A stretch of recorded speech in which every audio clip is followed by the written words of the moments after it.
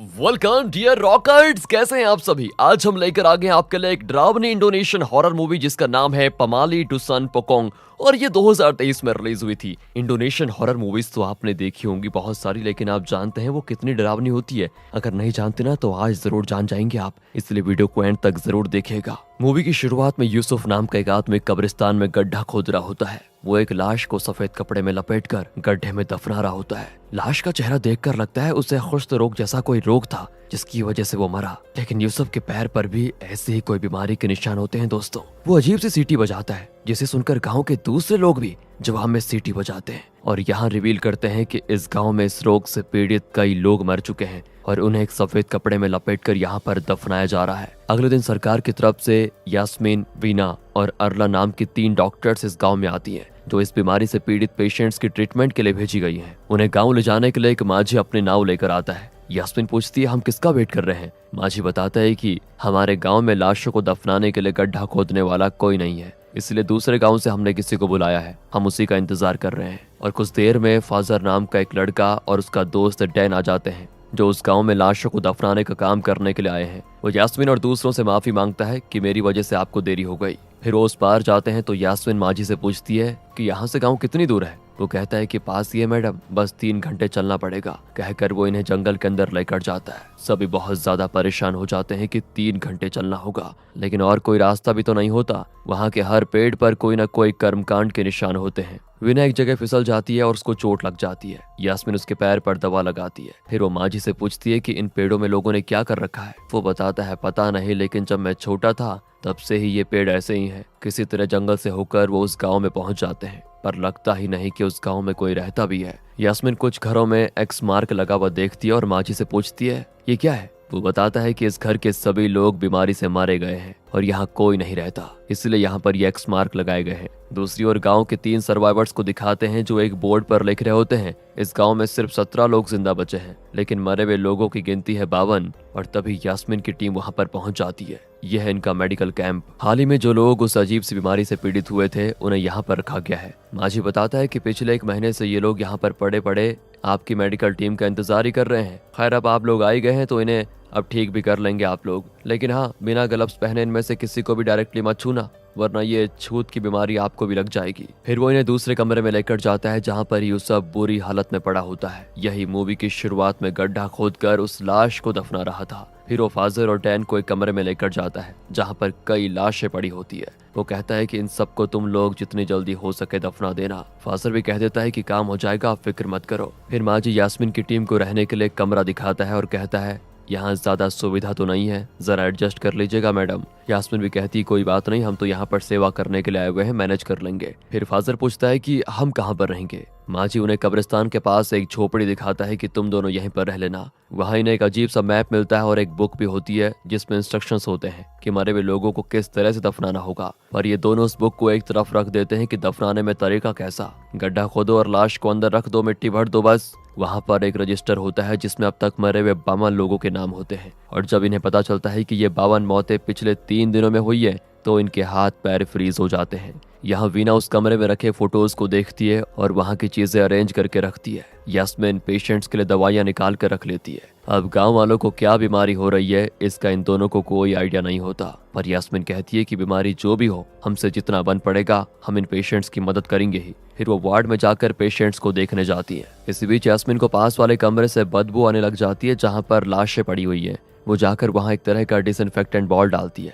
लेकिन जब वो बॉल उसके पास लुढ़क कर आता है तो यास्मीन डर जाती है कि यहाँ चल क्या रहा है। एक लाश तो हिलने लग जाती है, लेकिन फिर पता चलता है कि उसके ड्रेस के अंदर चूहा था जो हिल रहा था। रात होती है और फाजर और उसका दोस्त 5 लाश को दफना चुके होते हैं। वो कुछ देर आराम करते हैं तो उन्हें सीटी की आवाज आती है। दरअसल एक छोटी लड़की सीटी बजा रही थी, मतलब इस गांव में एक और बीमार मर चुका है। उस लाश को 2 लोग उठाकर लेकर जाते हैं। तीसरा आदमी उस घर पर एक्स मार्क लगा रहा होता है क्योंकि यहाँ और कोई जिंदा नहीं बचा। पर अचानक घर की लाइट जलने लग जाती है। वो आदमी डर डर कर घर के अंदर जाता है और पूछता है कि क्या कोई घर में है, पर कोई नजर नहीं आता। और तब अचानक उसका रेड पेंट का डिब्बा नीचे गिर जाता है और उस पेंट में किसी के पैरों के निशान दिखते हैं। वो डर कर चिल्लाता हुआ बाहर भागता है। यहाँ वीना नहा रही होती है तो अचानक वार्ड से कोई आवाज आती है। वो तुरंत ड्रेस पहनकर वार्ड में जाती है तो यूसुफ गायब होता है। अचानक वो वीना के पीछे नजर आता है और उसकी गर्दन पकड़कर दबाने लग जाता है, लेकिन उसका पैर फिसलता है और वो नीचे गिर जाता है। फिर उसके सर पर चोट लगती है और बहुत खून बहने लग जाता है। वो लाशों को दफनाने के बारे में कुछ बताने की कोशिश करता है, लेकिन तभी वो मर जाता है। इतने में यास्मीन वहां पर आ जाती है और पूछती है, तुमने इसको धक्का क्यों दिया? वीना बताती है कि वो खुद फिसल कर गिर गया, वो तो मेरा गला दबाने की कोशिश कर रहा था। यास्मीन पूछती है, तुमने ग्लव्स भी नहीं पहना है ना? क्या तुमने उस आदमी को टच किया? वीना कहती है नहीं। दूसरी ओर यास्मीन की दूसरी साथी अरला प्रार्थना कर रही होती है कि अचानक से उसे अजीब आवाजें सुनाई देती है। दरअसल एक भूत शीशे पर अपना सर पटक रहा होता है। अरला प्रार्थना करके मुड़कर देखती है तो वहां पर कोई भी नहीं होता। अरला को लगता है कि शायद ये मेरा वहम है, इसीलिए वो इस बात को सीरियसली नहीं लेती। पर अचानक वो रूप उसके सामने दिखता है, पर जब वो कपड़ा हटाती है तो वहां पर कोई भी नहीं होता। यहाँ फजर और डैन सो रहे होते हैं। अचानक कोई दरवाजे पर पीटता है। फजर डैन को जगाता है, पर वो थका हारा सो रहा होता है। तभी फजर दरवाजा खोलता है तो वहाँ कोई नहीं होता। वो बाहर जाकर लालटेन जलाता है तो उसके पीछे 3 लाशें खड़ी होती हैं, जिन्हें उसने नहीं देखा था। इतने में डैन भी बाहर आ जाता है और फाजर को अंदर लेकर जाता है। पास के गांव में डिया नाम के एक लड़की को दिखाते हैं जिसकी माँ को भी यही बीमारी है। वो कहती है कि दूसरे गांव में कुछ डॉक्टर्स आए हुए हैं, तुम भी चलो ना माँ वहाँ पर, वो लोग तुम्हें ठीक कर देंगे। पर माँ वहाँ नहीं जाना चाहती। अगले दिन यास्मीन फाजर और डैन से पूछती है, कल यूसुफ नाम का एक आदमी मर गया था, क्या तुमने उसको दफना दिया? फाजर बताता है कि वो तो वेटिंग लिस्ट में है अभी, उससे पहले जो मरे थे उन्हें दफनाकर फिर उसे दफनाएंगे। यास्मीन कहती है, फिलहाल एक और पेशेंट बहुत सीरियस है, इसलिए तुम जरा अपना ख्याल रखना और सावधान रहना। ये सुनकर फाजर यास्मीन को रोमांटिक नजर से देखता और कहता है, आप भी अपना ख्याल रखेगा। यास्मीन स्माइल करके वहां से चली जाती है। अब डिया को दिखाते हैं तो वो अरला के पास आती है, अपनी माँ के बारे में बताती है उसे। वो पूछती है, क्या आप मेरी माँ को देखने मेरे घर आएंगी? अरला कहती है, अपनी माँ को यहाँ ले आओ बेटा, यही उनकी देखभाल हो जाएगी। इतने में यास्मीन आ जाती है और डिया के घर जाने के लिए मान जाती है। अरला कहती है, यहाँ सिर्फ हम 3 मेडिकल स्टाफ हैं और इनके गाँव में इन दोनों के अलावा कोई नहीं है, ऐसे में तुम्हारा वहां पर जाना रिस्की होगा और यहाँ का काम कौन करेगा फिर? पर यास्मीन कहती है, ये बच्ची बेचारी इतनी दूर से आई हुई है, हमें इसकी मदद करनी चाहिए। तुम फिक्र मत करो, मैं अपनी शिफ्ट पूरी करके इसके घर जाऊंगी। इतने में वो पेशेंट जो ज्यादा सीरियस था वो मर जाता है। यास्मीन की टीम जो मेडिसिन लाई थी उसका स्टॉक खत्म होने जा रहा होता है। अब वो माजी को कॉल करके शहर से और स्टॉक मंगवाना चाहती हैं, पर यहाँ किसी के भी फोन पर सिग्नल नहीं होता। अरला फाजर से कहती है, तुम ऐसी जगहों को ढूंढो जहाँ पर सिग्नल मिलता हो और फिर माजी को कॉल करके मेडिसिन लाने को कहो। वो भी हाँ कह देता है। रात को दिखाते हैं तो यास्मीन डिया के साथ उसके घर के लिए निकलती है। रास्ते में यास्मीन को अर्जेंट बाथरूम जाना होता है तो डिया उसको एक घर के पास लेकर जाती है जहाँ पर एक्स मार्क लगा होता है। वो कहती है, इस घर में कोई नहीं रहता दीदी, आप इसे यूज कर लीजिए।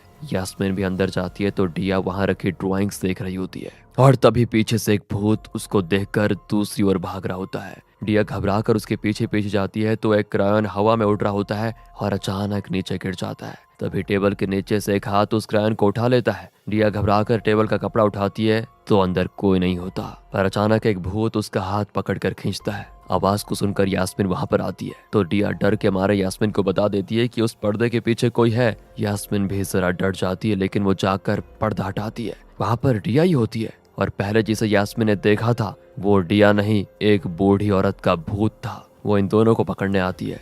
दोनों किसी तरह वहां से बचकर फिर भाग निकलती है। यहाँ फाजर डैन को फोन पकड़ाकर टॉयलेट जाता है। डैन देखता है कि कुएं के पास थोड़ा सिग्नल मिल रहा है। वो तुरंत माजी को मैसेज कर देता है कि शहर से और दवाइयां लेकर आ जाओ, लेकिन इसी बीच फाजर आवाज देता है कि यार थोड़ा पानी तो ला दे, यहाँ पानी खत्म हो गया है। डैन भी उसको डांटता है कि अबे बकेट में पानी भरकर अंदर नहीं घुस सकता क्या? कहकर वो कुएं से पानी निकालने जाता है और सीटी बजाने लगता है। तभी कोई और भी सीटी बजाता है जिसे सुनकर वो बहुत ज्यादा घबरा जाता है कि मेरे साथ ये जुगलबंदी कौन कर रहा है। फिर वो बकेट को खींचता है तो लगता है बकेट अंदर ही फंस चुका है। वो दम लगाकर खींचता है तो बकेट छट से आ जाता है और वो नीचे गिर जाता है। वो डरकर फाजर को पुकारता है, पर कुएं में एक भूत उसी की आवाज को दोहराता है। टॉयलेट में बैठे फाजर को भी एक भूत झांक कर देखता है और ये सब देखकर फाजर और डैन डर के मारे वहां से तुरंत भागने लग जाते हैं और सीधे यास्मीन के पास पहुंचते हैं। सब मिलकर सोच में पड़ जाते हैं कि मरे हुए लोगों के भूत हमारे पीछे क्यों पड़े हुए हैं, उसका जरूर कोई अहम कारण होगा। वो फाजर से पूछती है कि तुम लाशों को दफनाने से पहले कर्मकांड ठीक से करते हो ना, या फिर यूं ही दफना डालते हो और लाशों के शरीर से कपड़े वगैरह ठीक से निकाल देते हो या फिर नहीं? वो कहता है, हाँ मैं सब कुछ ठीक से ही करता हूँ। पर अब डैन कहता है कि शायद हमारे आने से पहले ही ये गांव भूतिया था। यही नहीं, यूसुफ जो इनके आने से पहले यहाँ लाशों को दफनाता था, उसने मरने से पहले लाशों को दफनाने के बारे में कुछ बताने की कोशिश की थी, लेकिन उसकी बात इनकी समझ में नहीं आई थी। खैर, यहाँ बहुत सारी लाशें पड़ी हुई है और इस वजह से भी शायद वो आत्माएं यहाँ भटक रही हैं। हमें जल्द से जल्द सबको दफनाना चाहिए। डैन बताता है कि उसने माझी को मेडिसिन के बारे में मैसेज कर दिया है, लेकिन शायद सिग्नल न मिलने की वजह से उसका रिप्लाई अभी तक नहीं आया। और तभी वो नोटिस करते हैं कि यास्मीन अभी तक लौटी नहीं। दूसरी ओर यास्मीन डिया के साथ आखिर उसके घर पहुंची जाती है। डिया यास्मीन को बैठने के लिए कहती है और खुद अंदर जाती है। तभी यास्मीन दूसरे कमरे में झांकती है तो वहां पर डिया की माँ बैठकर बालों में कंघी लगा रही होती है। यास्मीन चुपचाप वहां पर बैठ जाती है और तभी एक डरावना भूत यास्मीन को घूर रहा होता है। इसी बीच डिया यास्मीन से कहती है, चलिए दीदी, माँ दूसरे कमरे में है। यास्मीन चौंक जाती है कि अगर माँ वहाँ है तो इस कमरे में जो बाल बना रही थी वो कौन थी, लेकिन अब इस कमरे में वो औरत नहीं होती जिसे यास्मीन ने पहले देखा था। यहाँ दिखाते हैं तो ये सभी यास्मीन के लिए परेशान होते हैं कि इस रात में न जाने वो कहाँ फंस गई होगी। सिर्फ वीना को छोड़कर बाकी लोग यास्मीन को ढूंढने के लिए निकल जाते हैं, क्योंकि वीना को यहाँ पर वार्ड में पेशेंट्स को देखना था। अचानक वार्ड से कोई आवाज को सुनकर वीना वहाँ पर जाती है और वहाँ कोई अजीब बात उसे नजर नहीं आती, लेकिन पास के कमरे से जहाँ पर लाशें पड़ी थी वहां से सीटी की आवाज आती है। वीना वहां जाकर लाइट जलाती है। उसे लगता है शायद इनमें से कोई जिंदा है जिन्हें गलती से यहाँ पर ला दिया गया है। वो लालटेन से जाकर हर लाश के मुंह से कपड़ा हटाती है और चेक करती है कि किसकी सांसें चल रही है और किसकी नहीं। अचानक उसके पीछे कई भूत खड़े दिखते हैं। डर के मारे वो वहां से भागने की कोशिश करती है, लेकिन मेन डोर बंद हो चुका था। वो मदद के लिए चिल्लाती है, लेकिन उसके साथ ही जा चुके थे। अचानक दरवाजा खुलता है और वो बाहर भागती है, लेकिन कोई उसका पैर पकड़कर खींचता है। वीना तभी एक पत्थर को कस के पकड़ लेती है, लेकिन भूत और जोर से खींचता है और वीना का जबड़ा ही टूट जाता है। वो स्पॉट पर ही मर जाती है। यहाँ यास्मीन डिया की माँ के ट्रीटमेंट को करते हुए कहती है, अगर आप वार्ड में आ जाती तो आपका ट्रीटमेंट और अच्छे से हो सकता था। ऊपर से वहाँ और भी लोग होंगे तो आपको अकेला महसूस नहीं होगा। लेकिन डिया की माँ कहती है, मुझे पता है मैं मरने जा रही हूँ, इसलिए वहाँ कर भी मुझे कोई फायदा नहीं होगा। फिर वो डिया से कहती कि बेटा, अगर मैं चल बसी तो मुझे अपने पापा की कब्र में ही दफना देना। डिया भी कहती है, दीदी मैं आपको वापस छोड़ आती हूँ, चलो। पर यास्मीन कहती है, मुझे रास्ता याद है बेटा, तुम यहीं अपनी माँ के पास रहो। और तभी अचानक सीटी की आवाज आती है तो डिया भी सीटी बजाती है। यास्मीन पूछती है, तुम सीटी क्यों बजा रही हो? वो बताती है कि मरे हुए लोगों को इसी तरह हम श्रद्धांजलि देते हैं, मेरे पेरेंट्स ने मुझे ये सिखाया है। फिर यास्मीन अकेले ही जंगल के रास्ते से वापस लौट रही होती है, लेकिन वो जंगल से बाहर नहीं निकल पाती क्योंकि वो बार बार एक ही जगह पर पहुंच रही होती है। वो आसपास टॉर्च मारती है तो हर तरफ भूत ही भूत। यास्मीन भागने लगती है, लेकिन सारे भूत उसका पीछा करने लग जाते हैं और एक जगह पर वो लगभग यास्मीन को पकड़ने वाले होते हैं कि वहां पर सीन होता है कट और यास्मीन घर में अपनी आंखें खोलती है। दरअसल उसके साथ ही उसको बचाकर लेकर आ गए थे। वो बताती है कि मैंने जंगल में कई भूत देखे। फिर फजर बताता है कि मैंने भी उन भूतों को देखा था। इसी बीच अरला की चीख सुनाई देती है। सब उस तरफ भागते हैं तो देखते हैं कि वीना भी हॉस्पिटल में लाश वाले कमरे में पड़ी हुई है और उसका जबड़ा टूटा हुआ है। अगली सुबह फाजर और डैन वीना को एक कपड़े में लपेटकर उसका अंतिम संस्कार कर रहे होते हैं। अरला भी पूछती है कि अब तक माझी का कोई मैसेज नहीं आया? वो कहता है नहीं। अब अरला कहती है, मैं यहाँ एक पल भी नहीं रुकूंगी, मैं जा रही हूँ यहाँ से। यास्मीन में गुस्सा हो जाती है कि हमारी साथी मारी गई है और तुम ऐसे छोड़कर जाना चाहती हो। अरला यास्मीन को ही दोष देती है कि मैंने तुमसे मना किया था कि उस लड़की के साथ मत जाओ। तुम्हें ढूंढने के लिए हमें निकलना पड़ा और बेचारी वीना को यहाँ पर अकेला रहना पड़ा। अगर तुम नहीं जाते तो हम भी नहीं आते और वो जिंदा होती आज। उसकी मौत की वजह तुम हो सिर्फ। इसी बीच डैन आकर बताता है कि माझी ने रिप्लाई कर दिया है, वो गाँव के लिए निकल चुका है और किसी भी वक्त यहाँ पर आता होगा। अरला भी कहती है, मैं नदी के पास जा रही हूँ और जैसे माझी आएगा मुझे उसकी नाव में ही निकलना होगा। मैं जा रही हूँ यहाँ से, तुम्हें आना है तो आओ वरना यही मरो। कहकर वो चली जाती है और यास्मीन बहुत ही गिल्टी फील करके रोने लग जाती है कि मेरी वजह से वीना मरी। शाम हो जाती है और बारिश भी होने लग जाती है। डिया बाहर से कपड़े निकाल कर लाती है तो वहीं पर एक भूत खड़ा होता है। इसी बीच उसकी माँ के कमरे की खिड़की पर भी एक भूत दिखाई देता है। वो घबरा कर डिया को पुकारती है। डिया आकर देखती है तो वहाँ कोई नहीं होता। वो कहती है, डरो मत माँ, हवा से दरवाजे बंद हुए हैं। कहकर वो माँ के लिए खाना लाने जाती है और तभी उसकी माँ के सर के ऊपर एक भूत प्रकट होता है और उनके मुंह में कुछ थूकता है। उसी पर डिया की माँ मर जाती है। यहाँ डैन सो रहा होता है कि अचानक दरवाजा पीटने की आवाज आती है। वो उठकर दरवाजा खोलने जाता है तो पता चलता है इस गांव के लोग जिस बीमारी से मर रहे हैं वो बीमारी डैन को भी हो गई है। वो बिल्कुल डर जाता है। तब वो देखता है कि बाहर फैजर बैठा हुआ है। डैन उसे भी डांटता है कि आधी रात हो गई, ये भूत की तरह बाहर क्यों बैठा हुआ है। कहकर वो लालटेन जलाता है तो देखता है बाहर फैजर है ही नहीं। वो डर कर अंदर चेक करता है तो कोई पलक पर लेटा होता है। डैन उसके मुंह से कपड़ा हटाता है तो चौंक जाता है क्योंकि वहां वो खुद मरा पड़ा हुआ है। वो डर कर बाहर भाग जाता है जहां वो फैजर को बताता है इस घर में भूत है और गांव वालों की बीमारी मुझे भी हो गई है। इस बीच रिया इनके पास आ जाती है और बहुत रोती है कि मेरी माँ भी अब नहीं रही। फैजर और डैन उसके घर जाकर उसकी माँ को उसके पिता के पास दफनाने के लिए जाते हैं। यास्मीन फैसला करती है कि अगर इस गांव में और कोई जिंदा होगा तो उसे अपने साथ लेकर हम सबको इस गांव से चले जाना चाहिए। वो हर घर में चेक करती है कि कोई जिंदा है भी या फिर नहीं, पर हर घर में सिर्फ लाशें ही लाशें होती है। यहाँ फैजर डिया के पिता की कब्र को खोदने लग जाता है क्योंकि उसकी माँ चाहती थी कि उसे डिया के पिता की कब्र में ही दफना जाए। पर फैजर देखता है कि वो पत्थर जिस पर मृत इंसान का नाम लिखा होता है वो डिया के पिता के सर की तरफ ना होकर उसके पैर की तरफ रखा होता है, जो कि बहुत ही अजीब बात है। फैजर जरा घबराता है कि ये ऐसे क्यों रखा हुआ है और इसी बीच डैन माजी को कॉल करने के लिए कुएं के पास आता है। तभी बाल्टी नीचे गिर जाती है लेकिन वो उस पर ध्यान नहीं देता और कुएं के ऊपर चढ़कर माजी को कॉल करता है क्योंकि वहीं पर सिग्नल ठीक आ रहे थे। माजी भी कहता है कि बहुत बारिश हो रही है इसलिए इस वक्त मैं नहीं आ सकता, कल सुबह होते ही वहां पर पहुंच जाऊंगा। बात करते करते डैन का फोन नीचे बाल्टी में गिर जाता है। किसी तरह वो बाल्टी को खींचकर फोन को उठा लेता है लेकिन कुएं के अंदर से एक भूत डैन को अंदर खींच लेता है। दूसरी ओर अरला नदी तक पहुंचने का रास्ता भूल चुकी थी। तभी एक आवाज आती है कि मेरी मदद करो। अरला मुड़कर देखती है तो उसे वीना का भूत दिखाई देता है जो अरला को पकड़ने की कोशिश कर रही है। वो डर कर वहां से भाग जाती है। यहाँ फैजर के समझ में नहीं आता कि ये पत्थर पैर के पास क्यों गाड़ा गया है। तब उसे वो बुक याद आती है जो उनकी झोपड़ी में पड़ी हुई है जिसमें लिखा था कि लाश को कैसे दफनाना चाहिए। अब वो उस बुक को उठाकर पढ़ता है। उसमें लिखा हुआ है कि मरे हुए इंसान का नाम एक पत्थर पर खुरेद कर उसे लाश के पैर की तरफ गाड़ो। अगर गलती से भी सर की तरफ रखा तो इस पूरे गांव को मरे हुए लोगों की आत्माएं मिटा देंगी। और अब फैजर की समझ में आ जाता है कि ये सारे भूत फैजर की वजह से इनके पीछे पड़े हुए हैं। दरअसल फैजर ने जिन लाशों को दफनाया था उन सब के नाम वाले पत्थर उसने सर की तरफ गाड़े हुए थे। हालांकि इस गांव में उसे पैर की तरफ गाड़ना था वो सब कुछ। क्योंकि फैजर ने वो बुक तो पढ़ी नहीं थी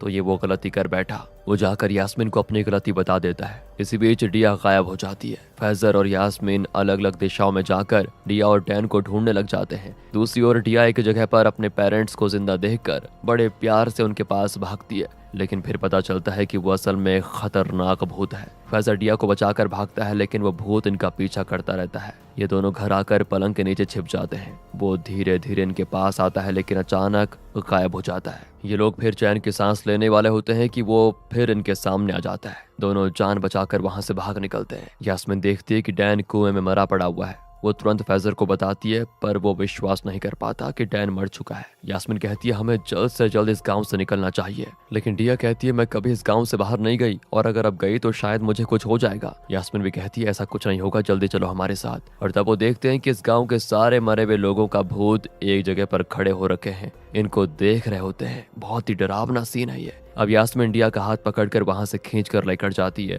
तभी भूत फैजर के पैरों को पकड़कर खींचता है और उसको गड्ढे के अंदर ले जाने की कोशिश करता है पर यास्मीन उसका हाथ पकड़ लेती है। तब फैजर को याद आता है कि उस बुक के पीछे एक मंत्र लिखा हुआ है जिससे इन भूतों से छुटकारा मिल सकता है। वो डिया से कहता है कि तुम वो मंत्र पढ़ो। इसी बीच भूत फैजर को गड्ढे में लेकर जा चुके थे लेकिन फिर भी डिया लगातार उस मंत्र को पढ़ने लग जाती है। इस वजह से गड्ढे से सारे भूत गायब हो जाते हैं और फैजर बाहर निकल आता है। सुबह माजी यहाँ पर पहुंच जाता है और उसकी नाव में ये तीनों उस खतरनाक गांव से बच निकलते हैं। रास्ते में फैजर डिया से कहता है तुम ये मत सोचना कि इस गांव के बाहर तुम्हारा कोई नहीं है। मेरी एक नानी है जो तुम्हें देखकर बड़ी खुश होगी क्योंकि उसे एक पोती की ख्वाहिश थी। ये सुनकर पहली बार डिया के चेहरे पर मुस्कुराहट आती है। उस नाव में कुछ लिखा होता है। यास्मीन माजी से उसका मतलब पूछती है तो वो बताता है कि हर गांव का अपना नियम, अपनी पहचान और तौर तरीका होता है, उसी के हिसाब से वहां पर रहना होता है। यही है उसका मतलब। अब ये तीनों वहां से बच निकलते हैं। इनके जाने के बाद वहां पर एक टीम ये चेक करने आती है कि यहाँ और कोई जिंदा है या फिर नहीं